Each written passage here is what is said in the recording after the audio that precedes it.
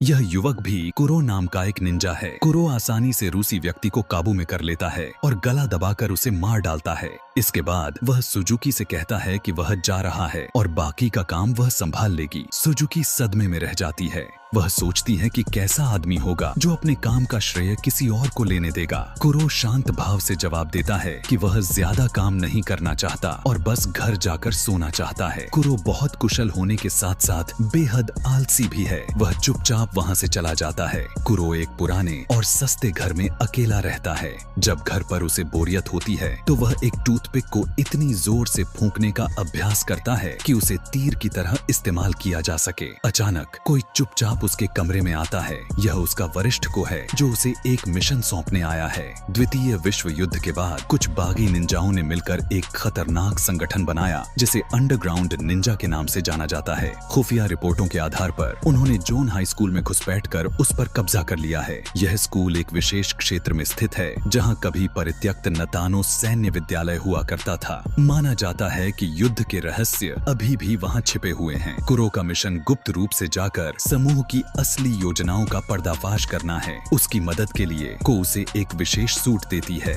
यह सूट उसे गायब होने की शक्ति देता है, लेकिन केवल सतह पर। सूट का परीक्षण करते हुए और समय बिताने की कोशिश करते हुए कुरो को अपनी एक सहेली की आवाज सुनाई देती है जो टॉयलेट पेपर मांग रही थी। टॉयलेट पेपर सीट से काफी दूर रखा हुआ था। वह कुरो को चेतावनी देती है कि अगर उसने उसकी तरफ देखा तो वह उसे पीट देगी। उसके निर्देशों का पालन करते हुए कुरो दीवार के सहारे चढ़ जाता है और उसकी नजरों से बचता है। वह सावधानी से टॉयलेट पेपर तक पहुंचता है। हालांकि जब वह उसे देने के लिए मुड़ता है तो उसे एक जोरदार थप्पड़ पड़ता है। अगली सुबह कुरो जुडेंड हाई स्कूल पहुंचता है। जब उसे पता चलता है कि उसे प्रवेश परीक्षा देनी होगी तो वह बहुत चिंतित हो जाता है। एक पल के लिए उसे लगता है कि यह सब झंझट के लायक नहीं है। वह फैसला करता है कि उसे बस मिशन पूरा करके चले जाना चाहिए, लेकिन फिर कांटों का डर उसे सताने लगता है।